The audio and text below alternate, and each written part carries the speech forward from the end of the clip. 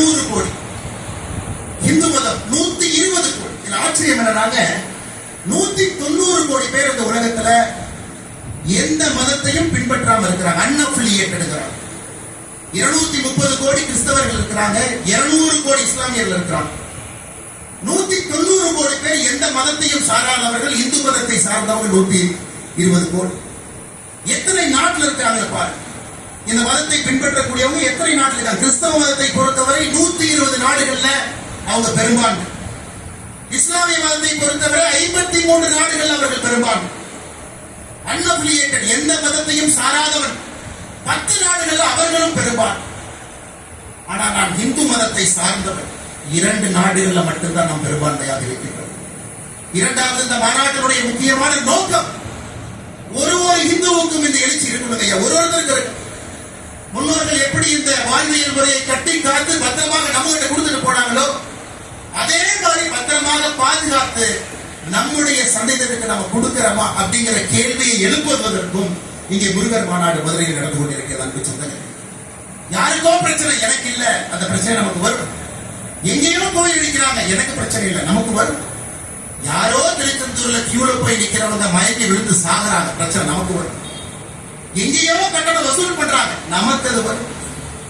6 படை வீடு 5 லட்சம் பேர் கடந்த 4-5 நாட்கள்ல, நேற்று மட்டுமே 1.25 லட்சம் பேருங்க.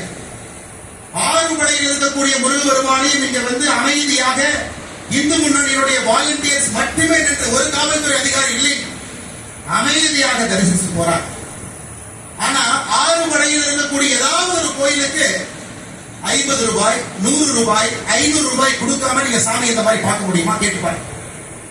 இது நம்முடைய வாழ்வியல் முறையில் இருக்கக்கூடிய பிரச்சனையை நாம் தட்டி கேட்கின்றோம்.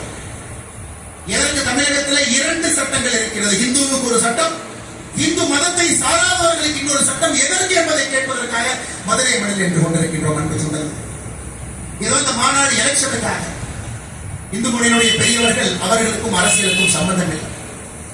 எனக்கு தெரியும் 2026 தேர்தலுக்கு சம்பந்தம் இல்லை என்றாலும் கூட மக்களுக்கு நிதி வேண்டாம், சாமி வேண்டும் என்பதை முடிவு செய்து விட்டார். அது மக்கள் முடிவு பண்ணிட்டாங்க, யார் சாமி யார் நிதி நீ முடிவு பண்ணி. அதனால இது அரசியலுக்காக கிடையாது. இது ஒரு மிக முக்கியமாக நாம் இந்த கூட்டத்தில் ஒன்றாக சேர்ந்திருப்பது நம்முடைய வாழ்வியல் முறையை மீட்டெடுப்பதற்காக, கேள்வி எழுப்புவதற்காக. இந்த ஒரு தீர்மானமே நம்முடைய வாழ்வியல் முறையை தட்டி எடுப்பதற்காக. அதனால்தான் அருமை சொந்தங்களே, நாம் இன்றிலிருந்து கேள்வி கேட்க ஆரம்பிக்க வேண்டும். ஒரு பிரச்சனை என்றால் தட்டி கேட்கணும் ஐயா, நம்ம கண்டிப்பா பேசணும். தமிழகத்திலே 44,000 ஆலயங்கள், 44,000 44,000 தமிழ்நாடு அறநிலைத்துறை கீழ இருக்கு. எப்ப வந்துச்சு பாருங்க, 1925 போடா வந்துச்சு, என்டோமென்ட் போடா. 1951 சட்டமாக வந்துச்சு. 5,25,000 ஏக்கர் இருக்கக்கூடிய ஒரு அரசு இயந்திரம். 44,000 கோவில்கள் நிர்வாகம் செய்யப்படுகின்றது. 1000 ஆண்டுகளுக்கு மேல பழமையான கோவில்கள் மட்டும் 344 கோவில்கள் அறநிலைத்துறையுடைய கட்டுப்பாட்டில் இருக்கு.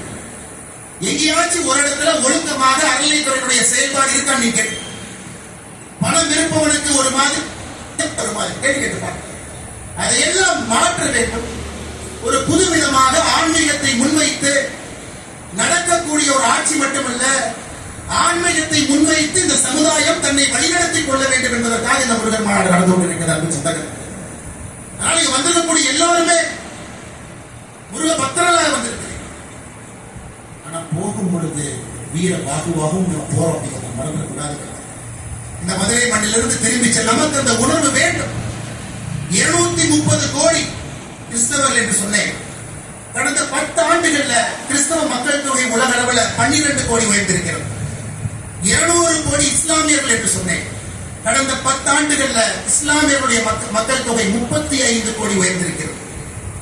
2050 முடியும் பொழுது, 55 முடியும் பொழுது இந்த உலகம் இஸ்லாமியர்கள் பெரும்பான்மையாக இருக்கக்கூடிய உலகமாக, இன்றைக்கு இருக்கக்கூடிய இதே நேர்கோட்டு பாதையில போனா இஸ்லாமியர்கள் பெரும்பான்மையாக இருக்கக்கூடிய உலகமாக 2055 மாற இருக்கிறது.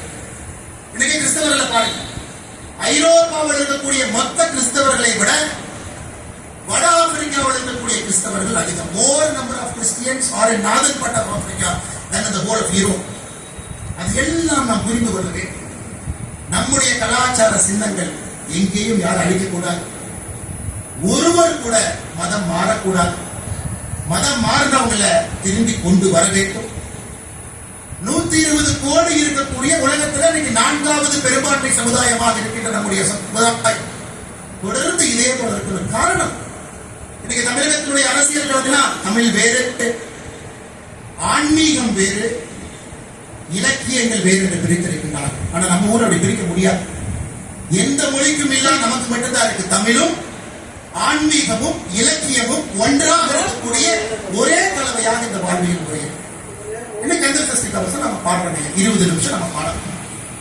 இது முருகனுக்காக பாடக்கூடிய ஒரு பாட்டம். கேள்வி